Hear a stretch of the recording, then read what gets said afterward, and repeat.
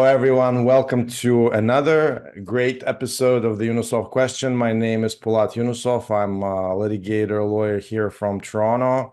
And my guest today is a law professor at the University of Ottawa, the Canada Research Chair in Internet and E-commerce Law, and a member of the Center for Law, Technology and Society, Professor Michael Geist. Hello, Professor Geist. Hello. It's nice to see you. Thanks so much for having me on. It's very nice to see you. You know, I've been following you for 20 years.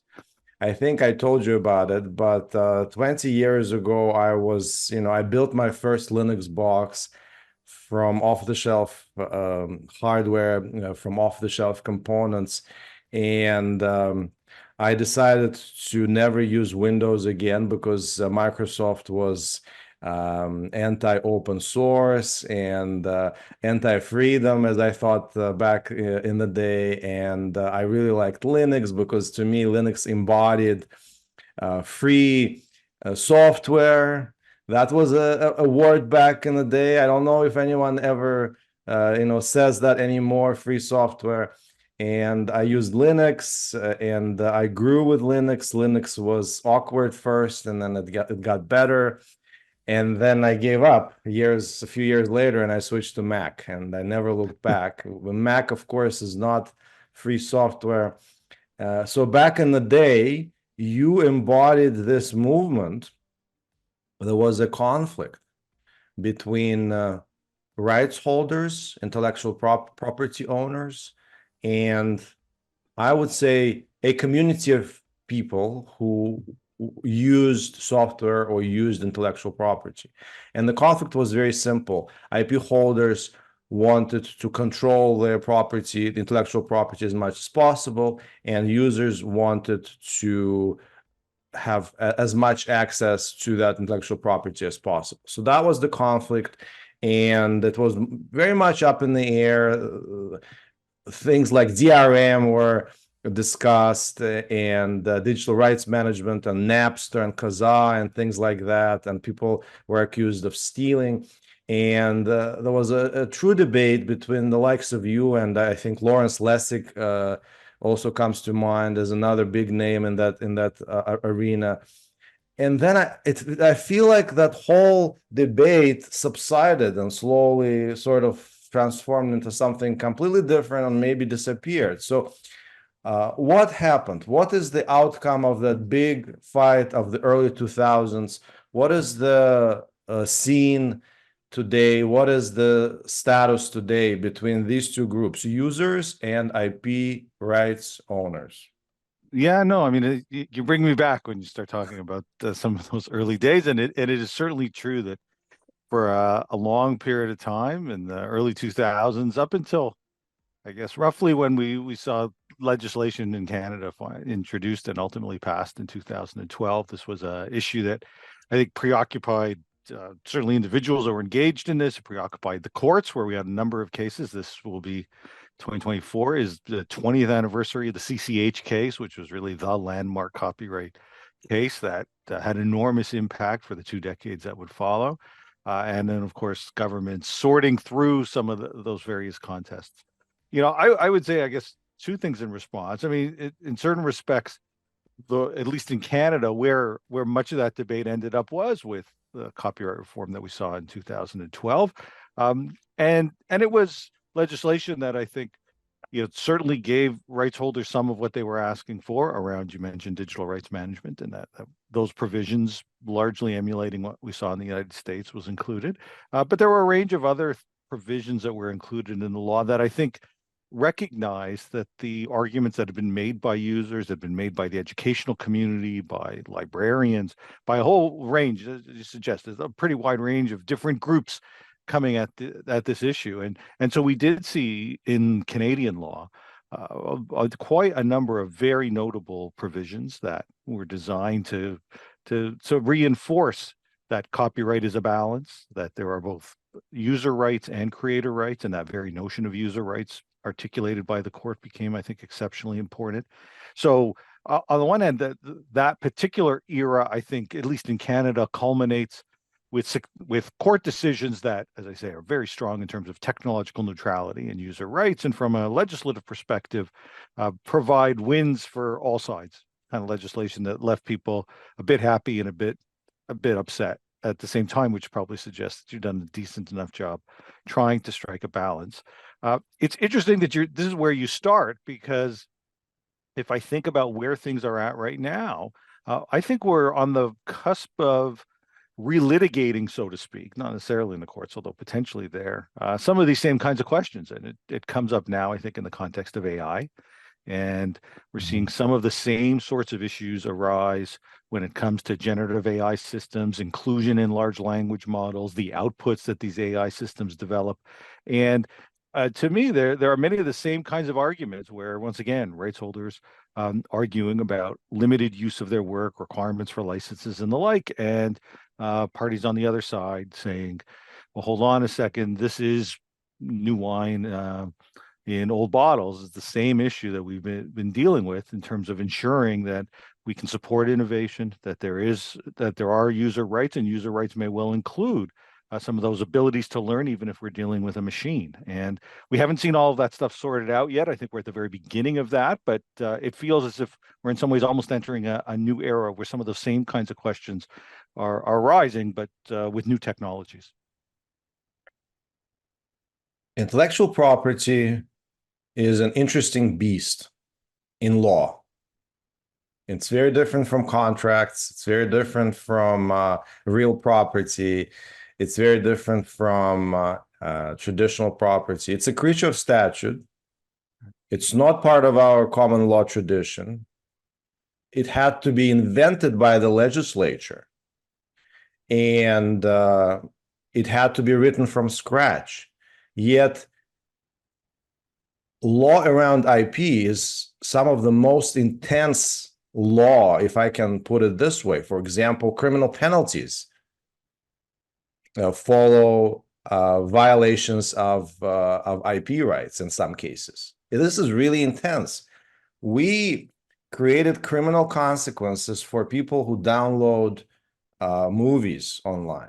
And it's not even part of our tradition. It's not part of the common law. It had to be invented. So somebody came, a politician came with the support of maybe some intellectuals or other interested parties, and simply wrote this from scratch. So this is very intense. There's criminal liability. And usually we attach criminal liability to behavior when we consider this behavior immoral. Now, you can deliberately breach a contract causing $1 million in damages to the innocent party, and it's not even going to occur to anyone without more to demand criminal consequences for you. You can deliberately breach a contract with a vulnerable party, causing, ruining their life. No one's going to become very intense about it, at least not to the level of criminal conduct. So what is it so special about IP that at some point in the 20th century, our society decided that this is probably the most important property that ever existed? So important, more important than air. Clean air is less important. I'm sorry. We're still fighting if polluting the air is immoral or not. We're still fighting about it. So it's more important than clean air, more important than clean water, more important than wages. Why at some point in the 20th century, some people got together and wrote this from scratch to make this the most important property ever known in the Western world? Okay, it's an interesting way to put it. I'm not sure that I'd agree that it's. I definitely don't think it's more important than things like air and clean water and the like. And I'm not sure that the law does either. But I do take the point that this has been an issue that has obviously captured a lot of attention from politicians, and have come up with laws that can be viewed, I think, as very stringent in a way that we might not otherwise anticipate. And I think we can. As I think about it, I think we can point to a few things. I think first, I guess I would suggest that part of the reason of what we've inherited with respect to IP comes from a reality that for the most part, up until fairly recently, up until last several decades, IP was largely a commercial issue. It was one that, to your point of, commercial contracting and the like, IP was largely in that same bucket, right? I mean, individuals might create, but in terms of the commercial exploitation of works and commercial use of works, we're primarily talking about uh, large players. In the music space, it was about how radio stations were using things, and in other spaces, it might be how publishers would use this stuff. So, the idea that individuals, that millions and millions of individuals would actively interact with intellectual property issues wasn't Mhm. really seen as particularly relevant. In some ways, it was either swept aside or just the laws weren't really drafted with that in mind. What changes with the internet and new technologies is that people can code, people can create YouTube shows or podcasts and TikToks and a range of different things. And suddenly you do have millions of people who are both users of copyrighted works, the creators of copyrighted works, and copyright law, intellectual property laws start interacting and engaging directly with individuals in a way that didn't exist before. So viewed in that light, it shouldn't surprise us that some of these rules may not be fit for purpose, that it's not really what they had in mind. You think, for example, of in the United States, huge statutory damage liability for individuals for back in the day downloading a few songs. And, you know, those kinds of rules around statutory damages, which themselves are really unusual and rare, were premised around large scale commercial infringement, that this was designed to create significant penalties for those kinds of instances. I don't think that when those were created, people were really thinking about an individual downloading a couple of songs. But nevertheless, at least in the U.S., that was the law that was on the books. In Canada, we've made some changes we've retained statutory damages, but created specific category for non-commercial infringement to try to address some of those sorts of issues. So part of it is that the law, I think, was really drafted in a bit of a different world in terms of the role or the interaction that individuals might have with IP. In terms of how we've seen this elevation of what's taking place, I think we can point to two things, and they're certainly correlated. One would be that there is a cultural dimension, of course, to intellectual property, an important one. Mhm. Sometimes it's the primary way people think about intellectual property, although, of course, IP extends far, far beyond just cultural norms. But nevertheless, there is a Mhm. cultural dimension. There's a reason Canadian heritage plays a critical role in developing this policy. And so, to the extent to which there are arguments that cultural sovereignty or the future of cultural sectors are at risk unless intellectual property steps in, helps explain why the issue might become elevated as a policy priority. And then, quite simply, I think we've seen, and it remains to a certain extent true still today, that some of the larger established players are well organized. They've got politicians' ear on some of these issues. They've got that kind of argument around, what you're doing here is saving or protecting culture. We saw it most recently with legislation like Bill C-11 and C-18 around online streaming and online news. And so, I mean, same kind of arguments keep recurring all the time. And many of the people who also have a direct interest in intellectual property, either as consumers or themselves as creators, are frequently far less organized. They don't have the same kind of recognition amongst the political set or even amongst policymakers. And so, from a policy perspective, it's a bit of a closed loop with the same voices urging particular reforms, and it'd be very difficult, I think, for those that I think, would look at IP or look at copyright as just as important to them as it would be to many others, but don't necessarily have the entry point or haven't been afforded the same kind of recognition by those in positions of decision making. I want to return to the primary topic of our conversation, intellectual property. But for now, I want to change pace a little bit and talk about you, Hmm. because you represent a big part of this topic. You personally, your persona. So let's talk about you a little bit. You are a law prof at University of Ottawa, Faculty of Law, of course. Are you originally from Ottawa, though? No? No, born and raised in Toronto, Oh, nice. and been yeah, I like Toronto. Still Leafs fan. Yeah. I've been in Ottawa for 25 years now. So where in Toronto did you grow up?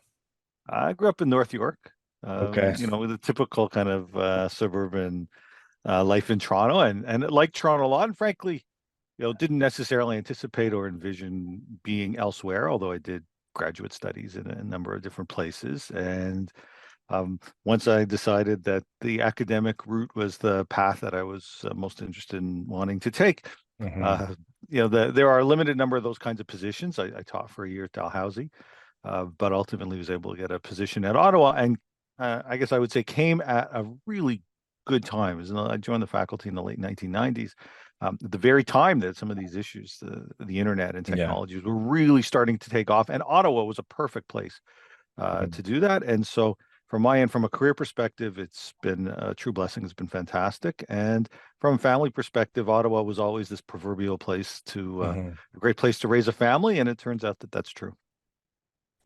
Was it the perfect place because of its proximity to Parliament and Supreme Court of Canada? Yeah, you know what? You mentioned Larry Lessig there briefly when you were talking Yeah. about perspectives, and Lessig had this way of talking about digital policy in particular, and he talked about East Coast code and West Coast code. And his idea Mm. was that East Coast code in the United States was Washington, and West Coast code was Silicon Valley. And part of his thinking and discussion was around what was most influential in the digital space, that you could write laws, but at the end of the day, software coders could influence the way people acted in ways sometimes well beyond what law could do. And what makes Ottawa, certainly what made Ottawa at the time, and I think a certain extent still makes Ottawa really fascinating as a place to be, was that it was East Coast code and West Coast code rolled into one. And so Wow. you had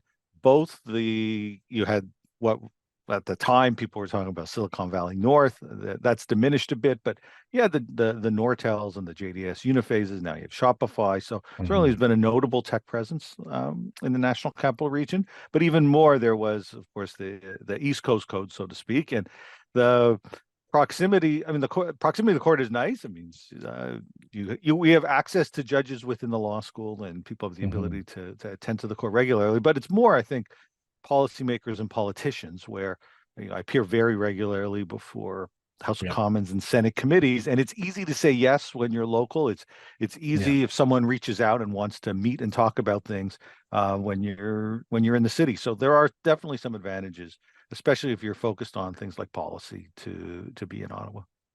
You follow the classic academic path. Well, like many in Toronto, you went to Western. This is, I would say, a local university here in London, Ontario. And then you went to Osgoode for your LLB. I got my law degree from Osgoode as well. And then you did an LLM in Cambridge in the UK, and you got your JSD, which I guess most people don't know what it is, but I guess it's the doctorate in law from Columbia University in New York. And I did you become a law prof right after your JSD? Uh, Actually, even a little bit before. Uh-huh. So the path was, as you suggest, I started at Western. I actually didn't graduate from Western. I did 2 years of undergrad and then went to law school. And so graduated from Osgoode. I actually then did a year of grad legal work in Japan at Kobe University, and it was a really interesting experience. And then from there, as you mentioned, went on to Cambridge, got my first LLM, came back and articled, and at the very end of my articles, I articled with Goodman's in Toronto. The Hmm. very end of my articles, uh, got was offered a position at Dalhousie for a year. They had someone leave the faculty fairly late and were looking around, and my name had popped up. And so ended up moving out to Halifax for a year and taught contracts and corporate law for that year.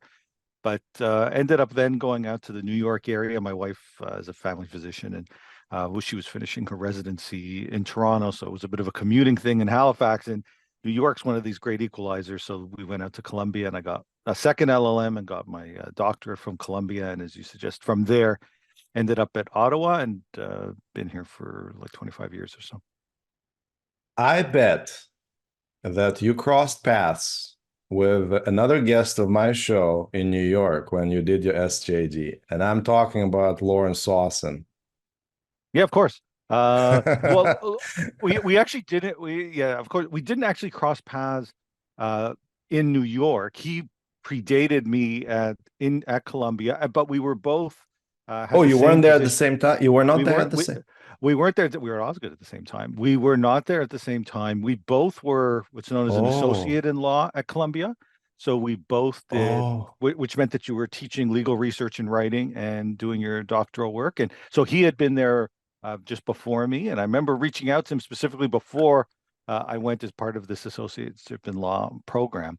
But we were at Osgood at the same time. So yeah, I've known Lauren for a very long time. Yeah, I just realized you both were the 92 class of Osgood. Yeah. Oh, okay. So you must know him really well. Of course, Lawrence Sawson is a justice of the Court of Appeal for Ontario, one of the guests of the show. You followed, like I said, a classic academic path, very similar to Lauren Sawson's. Have you ever considered becoming a judge? Another way to influence policy, by the way, and the law. Yeah, no, of course it is. Honestly, not really. I mean, yes, have I thought about it as I see people that I've known and worked with and the like get called to the bench to become judges? Well, of course, but um, generally, no. I mean, honestly, I think I'm just having too much fun still as a law professor. I a colleague very early in my career as a prof at the hospital actually said, you know, best career in the world. You get to do you get to teach a bit, you get to write, you get to pursue what you're most interested in, you get to pursue other kinds of activities in and around the law. You can really you have you kind of what I feel is a really privileged position to be able to actively engage on a wide range of issues. Nobody tells me what to say. I get to say what I think and how to allocate my time by and large, you know, beyond sort of obviously the teaching and administrative type obligations. So I've been super fortunate, and I must admit I remain pretty happy in this career. You have taught many, many generations of law students over the years. Probably about 10 generations of law students, if I'm not mistaken. I'm not sure how you're calculating that, and you're making me feel very old as you keep adding the varies. No, But no, no. I mean like classes, not human generations, but classes, law school yeah, classes. yeah, quite a Probably few about for 10, sure. something like that. So you have this long view of how law students changed over the last couple of decades. Can you talk about that? Yeah, well, yeah, I guess I would say that there's the way that law schools changed and the way that law students have changed. And from a law school perspective, I remember when I first arrived, we didn't have there weren't electrical outlets in the classrooms, and I don't think we even had the so-called multimedia set up, and then eventually we got one classroom that had it, and I remember there were even professors that were uncomfortable with computers in the classroom. In fact, when I was an associate in law at Columbia, the way that it worked was that you taught legal research and writing for the first half of the year, then you did your research and graduate work in the second half of the year, and you were also assigned to a professor who was doing introductory stuff for first year JD students at Columbia. And I remember the prof that I was assigned, he actually asked all the students who used laptops to be confined to a particular corner of the room because he found it disruptive to hear the keys clicking and stuff. And of course, all of that has changed. I mean, nowadays everybody comes with laptops and there's connectivity and there's multimedia and stuff like that. And it provides opportunities in terms of how you can use the technology to bring people into the classroom. I just finished teaching an intensive course in January where I had some guest lectures come into class. I had a number of others who participated via Zoom.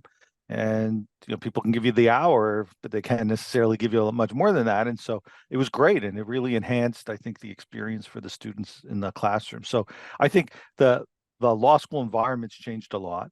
As for the students, I think they've gotten.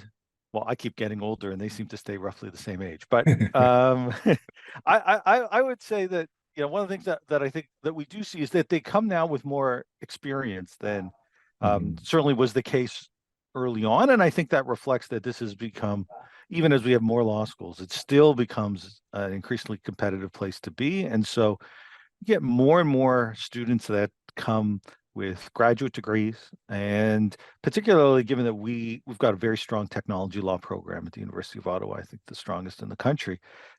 We get quite a lot of people coming out of the sciences and engineering who want to be able to continue to pursue some of those interests, but be able to do it in a legal context. And so they sometimes choose Ottawa. So the background of the students as well, in terms of their previous studies, has evolved a bit, at least in terms of some of the kinds of students that we were able to attract. When we talked about the tension between users of IP and owners of IP, and when we talked about the evolution of that tension and evolution of the law and how the law sort of settled down a bit over the couple of decades, you said that new issues are now arising. You said that this is now about to be relitigated or re-legislated, maybe. Can you talk about that a little bit? You mentioned AI. What do you have in mind? What are these new issues that perhaps are stirring the similar winds to 20 years ago? Yeah. So I mean, and so a good example is in fact generative AI, where when we think of and the generative AI, for those that don't follow, are probably maybe more familiar with ChatGPT, which of course has taken the world by storm over the last year or so. And the copyright related questions involve a number of different issues, but especially around questions about how you teach these generative AI systems, so to speak, in terms of the information that is fed into the system, that then is able to produce either the text through ChatGPT or the images that might be produced through a Dolly or a Midjourney AI or some of the other sorts of services that are out there.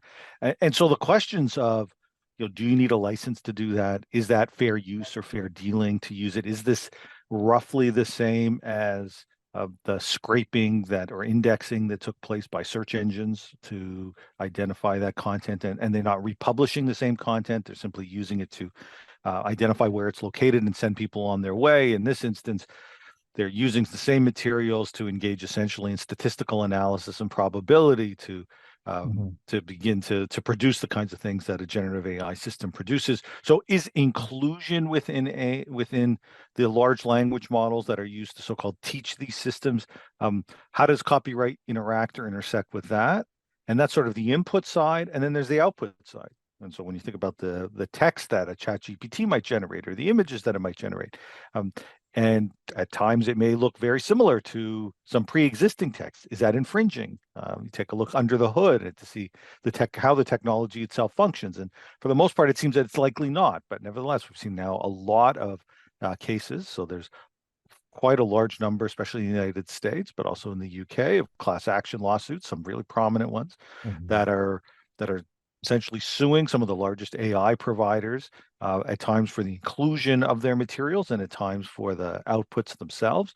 And so we're at an early stage in that regard as these cases make their way through the courts. So far, many of them have been dismissed on different grounds, but some of the core questions are still yet to be determined. And I think it's going to take a bit of time for that to sort out. And in the meantime, we are seeing, consistent with what we were talking about a little bit earlier, the pressure on governments to do something. And so far that at least in Canada, that do something has largely been to consult, to get a feel for where people are at on some of these issues. So Canada just concluded at the deadline for a consultation on generative AI and copyright. We'll see what the outputs are in terms of the outputs of that consultation. But it does seem to me that at this stage, it's clear the government sees that there's an issue. They're pursuing AI regulation in other places. They're considering some of the copyright implications around generative AI. And so it feels a bit like the early days of, not necessarily peer-to-peer file sharing, but the early days of that kind of digitization and the emergence of the internet, where you could see that there were going to be implications for copyright, and some of the kinds of things people were doing felt copyright already permitted and perfectly fine. Others said it's not fit for purpose and we need to see changes. And so you can see the kind of the storm clouds ahead, so to speak, in terms of some of the same kind of battles, I think, lying ahead over what's the appropriate place for copyright law within this generative AI world. The concept of copying is really central to copyright law, as the word copyright suggests. And I wonder if copyright law really should be about distribution rather than copying. And I wonder if we should upgrade the concept of copying in our law. So, for example, when I open a New York Times article, like let's say I have a subscription, I open a New York Times article, my eyes transmit a copy of the article into my brain. So I'm making a biological copy of the article using the neurons and the electric signals in my brain. If something very similar happens with AI, when a machine makes a copy technically to take further action, to process the article, to, like you said, to make a statistical analysis, to train artificial intelligence, to learn, and so on and so forth. Technically, that's a copyright violation unless the license from the rights holder permits this specific use, unless the license permits the machine to take a peek, right? So we're talking about taking a peek here. But what I think rights holders have a big problem with is really distribution, where after taking a peek, you retain the copy and then you share the copy with others. So should we upgrade the concept of copying? Is copyright really about copying, or is it about making money off of somebody's content? Yeah, well, so a lot of points that you just made that I think are notable. I would start by saying that I think, you also mentioned earlier on digital rights management and the anti-circumvention rules that were hotly debated in late 90s, early 2000s, and ultimately became part of the law in 2012. And I have to say that actually is a pretty good illustration of copyright law going beyond just pure copying. The idea behind anti-circumvention rules was actually not about people making copies of works or even distributing works. It was about, by and large, access to works and trying to protect the technology that itself was protecting the work. It was essentially saying we could use technology to lock down materials, but people will find ways to circumvent or get around those technologies. So you need new laws that make the act of circumventing itself an act of infringement, or even permitting distributing the tools that could be used, i.e. the software that could be used to circumvent, making that an act of infringement. So it feels a little bit like the notion of limiting copyright to copying, that train's left the station quite a while ago. We started to see a lot of other of issues, I think, emerge in terms of much more expansive view of copyright. I would say that of course the distribution side, or making available, is seen as an important issue by many rights holders. So they sort of do see the link there to commercialization, but I don't think that it's the only one. I mean, I certainly think we take a look at some of the adaptions that take place, the fan fiction and the like, and at times that's just a battle of creators saying, do you own?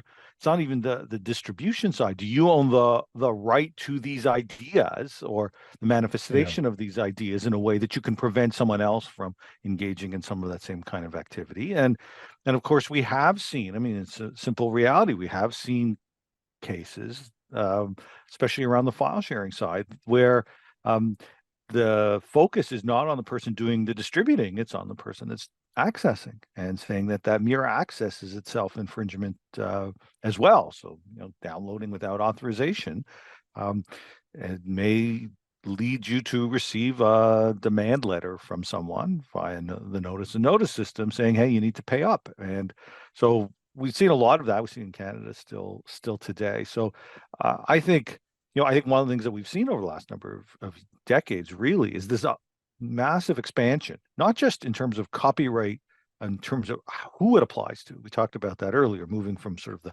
the commercial space to now having an impact more broadly. But I think it's fair to say that that very notion of copyright has expanded significantly to include not just that pure notion of copyright or the reproduction, but something far more than that. And that it would include making available distribution. It would include protection of the technology itself and those kinds of things, with what is sometimes referred to as para copyright.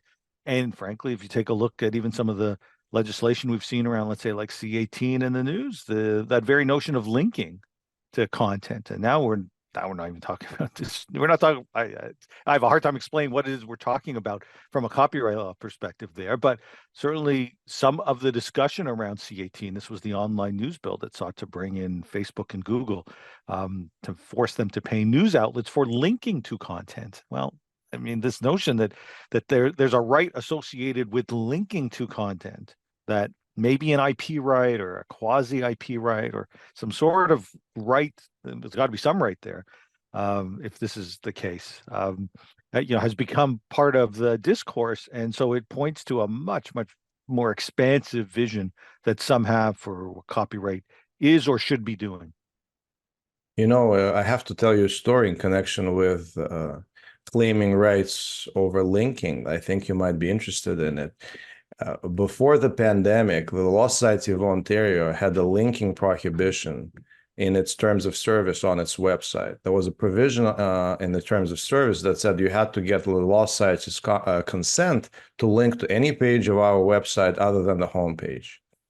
And of course, then the pandemic hit, and Law Society started posting a lot of crucial materials for lawyers to operate during the pandemic. And I tweeted, I said, well, we can't share these materials on Twitter because then we will be technically violating the linking prohibition in the terms of service. And this is the pandemic. It's a crisis right now. We have to share these materials. So to Law Society's credit, the treasurer immediately responded, and they removed the linking prohibition from their terms of service almost immediately after my tweet. Just an example, I guess I contributed a little bit to the fight that you've been fighting all your career. But I also wanted to ask you about AI and generative AI. So as a teacher, I'm not suggesting that that's what you do, but as a teacher, you probably know that, or maybe you disagree, that teaching is largely regurgitating copyrighted material. You read copyrighted material and you regurgitate it to students. I mean, you add value, of course. I'm not denying the value of teachers, but Right. in the grand scheme of things, you read copyrighted material, you read IP, so you create a biological copy of IP in your brain, you process it, you add your value, you create some, generate some ideas, you draw some conclusions, and then you regurgitate that intellectual property to your students with your thoughts, comments, and ideas. I think that's largely true about any teaching.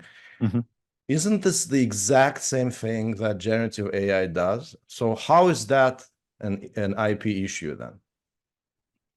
Okay, so um, I'll agree in a minute. I'll agree, obviously, that there's an element that, of course, copyrighted materials, sometimes our own copyright, sometimes public domain, but copyrighted materials otherwise. Knowledge products are certainly form the basis for a starting point of a lecture or a class. I mean, I think, or at least I hope, that they go beyond that, that in fact the real value is not in any sort of regurgitation, so to speak, but rather in the engagement and the discussions and the thinking that takes place, where law schools aren't, of course, aren't trade schools. I mean, they're not in the business of preparing people per se for like bar exams and stuff like that. Of course, there are classes that may help you with the bar exam, but it's less about the full transmission of knowledge and more about giving people some of the skills and tools that they need to be able to practice. And there may be lawyers that say that students arrive without enough of those kinds of skills, and then we leave it to the profession to do the training they actually need to practice. But it's an issue for another day. There are, of course, similarities. And listen, I think that there are compelling arguments that on what generative AI is doing, which is, as I alluded to a bit earlier, really more around statistical analysis. It's not interested in redistributing the actual text. It's not indexing it in the way that you would index even in search, which actually is one reason why I'm not wholly convinced that the approach we've seen in search that has essentially permitted the ability to index this content can be applied in precisely the same way when it comes to generative AI and large language models. But regardless, I think there is a strong argument that that there are real clear similarities between the two. The issue that I think we will face, and I don't know what the outcome will be either from a sort of political perspective or from within the courts, is one much like Napster. Actually, you started a bit with the peer-to-peer file sharing. So, if I think back to some of the arguments in those days, you had people who said, listen, no, you don't really understand what's happening here. From a pure technical perspective, these peer-to-peer environments, no one's actually sharing, no one's sending you a file. It's little bits of information that are all being distributed, and then they're being all brought, they all land on your desktop, and you put them all together, all the pieces of the puzzle, so to speak. And it turns out you can put Humpty Dumpty back together again, and before you know it, you've got a Taylor Swift song. So the idea is that they're saying, you don't get that this is not copyright infringement in the way that you think of it. This is just the movement of small pieces. Each individual piece that's taking place is actually not the underlying work. And for the most part, courts looked at this and said, nah. If this looks like infringement, and feels like infringement, and results in what to us feels like infringement or unauthorized activity, then it's going to be infringement.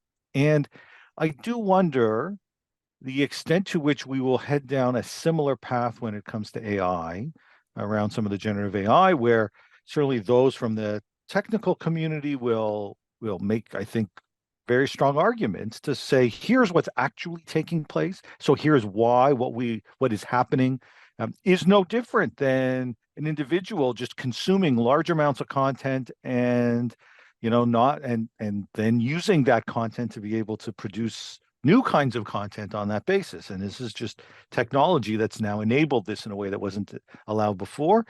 And I think that we may end up with some judges who will take a look at this and will say, no, this looks to us like infringement. And so we're not comfortable with the approach that you're taking. So it does seem to me that, there's the what's happening sort of under the hood. There's the technological reality of this. And then there's the sort of the political policy reality. And when judges encounter this, when politicians encounter this, I think our experience suggests they're not always persuaded by a pure technological explanation for what's happening. Yes, it's often about simply allocating the cost or allocating the risk in a way that the judiciary thinks is best for the public interest. It makes me think, of the case when there was a concert that was recently before the Court of Appeal. There was a concert at Ontario Place here in Toronto, and some guy was drunk, leaving that concert wearing flip-flops. The bridge across Lakeshore was closed by security, so he jumped down the hill and hurt his knee, and the court found that it was Ontario Place's fault. Right. So people might think, well, how come? But, if you think in terms of large social interests, public interests, maybe it makes sense, because you got to point a finger at someone who is in the best position to make this issue go away in the long term. Right. So the last topic that I wanted to cover with you is code is law. And it's viewed with contempt by many in the legal industry, by many lawyers, by many law profs. This whole theory that code is law, it is commonly associated with cryptocurrency.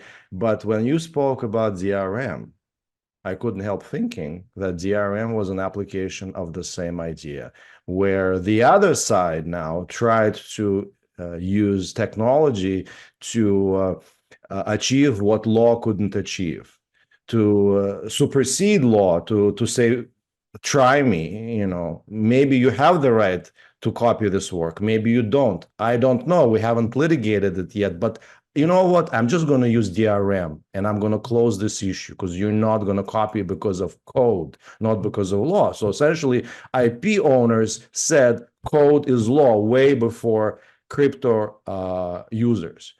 Yeah. What do you think about this whole theory, this whole doctrine, code is law? Well, so you mentioned Lessig as being one of the originators of that, and now we see much more of the discussion. I agree with you on smart contracting and Ethereum and many of the other sorts of crypto activities, which some of which just feels like a casino and a lot of sort of proverbial get rich quick schemes. But at the same time, I think there's some really interesting kernels underlying some of the activities that are taking place. Some of which are come from some of the same kind of ethos that you were talking about earlier around openness, and you see that in terms of shared resources and stuff like that we do see coming up out of some of those communities. So I would say that that it remains the case that absolutely that code can regulate effectively what people are able to do. What may have been underappreciated or underestimated decades ago is that the extent to which we can regulate the code. And so code can regulate, but at the same time, there's ability, or at least going to be desire to regulate code or those that create the code, depending on the circumstance. And so I think we've seen over the years, and it can involve attempts to regulate, and let's say certainly in cryptocurrency area, but even more broadly, if I think about a number of the different areas in AI would be another example, and even the internet and large platforms, which previously lived in a world where some argued that they were ungovernable and they couldn't be regulated, not as a matter of code, but simply that it was technology, and it's that the algorithms were doing what they were doing, and that there was just no role for law. And I think that by and large represents an era that has passed. I think that there is a danger of the pendulum swinging too far in the other direction, where we see regulators seeking to regulate in places where, frankly, they're really just representing, those that have struggled to adapt in the current environment, as opposed to representing, I think, public interest policies. But nevertheless, we are at a place where there is a greater comfort level with certainly politicians engaging with these technologies and saying that there needs to be rules of the road, there needs to be guardrails around some of these issues, and we're grappling with them on everything from privacy and competition and data. All these issues are all the kinds of things that are at play right now. Professor Geist, I've wanted to talk to you for 20 years, and you made my dream come true today. Thank you so much. I really appreciated this conversation. No, that's so kind to say. You should have reached out before, but I'm glad that we met. I'm glad that we connected now. Thanks so much for having me.